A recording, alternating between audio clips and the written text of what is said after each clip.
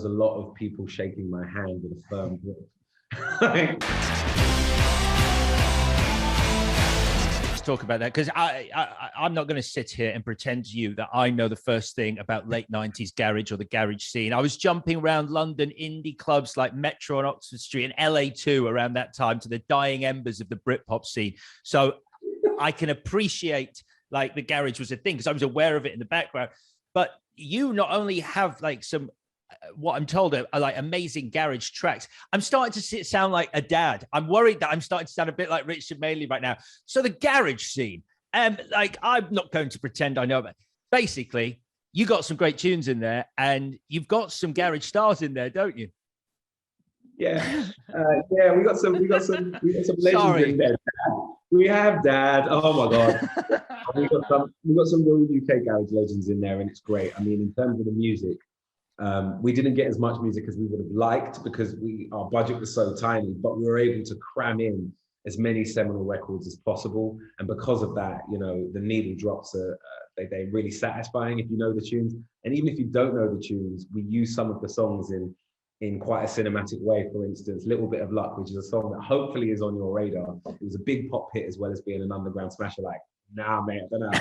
Anyway, Little Bit of Luck, Luck and Me is a song that is quite cinematic in its massive dramatic intro. And we use that as score. And that was something that I was really excited to do, to take some of these records that were made by teenagers in their bedrooms 20 years ago and give them the cinematic treatment. And I'll tell you that the coolest thing about the music was that a lot of these records were never actually mixed properly. So in our sound mix, we were actually making these seminal classic songs sound better and sound right for the first time. So on Monday at the premiere, we had like Scott Garcia, who made It's a London Thing in the room, and Sunship, and all these other like famous garage producers, famous in a 2-mile radius.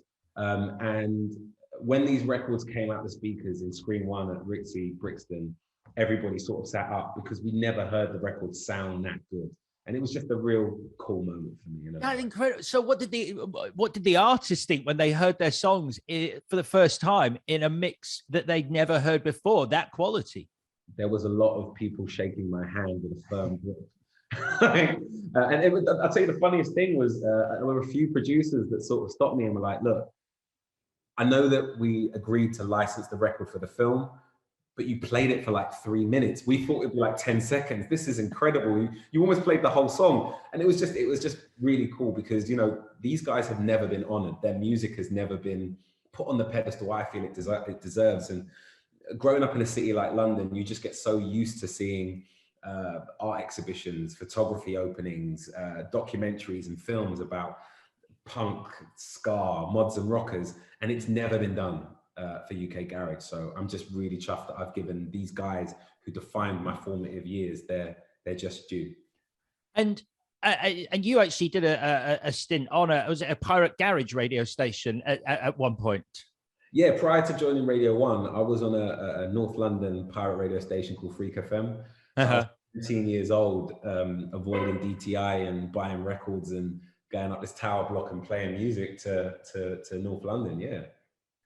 I mean, well, I don't know what the legal. I mean, I'm pretty sure pirate radio is illegal.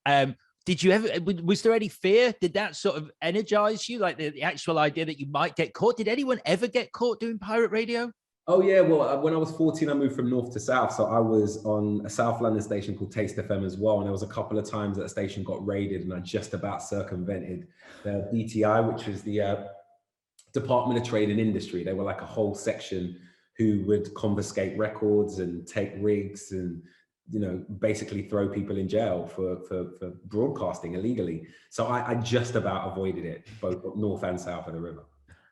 So I used to do the breakfast show on XFM, the radio station, now no longer exists in that form, but our frequency was 87.7 FM, which we found out was the pirate frequency that most pirate radio stations, let's say, borrowed to broadcast on. So we just get text after text going, I'm trying to listen, but there's a pirate radio station. That may have been you.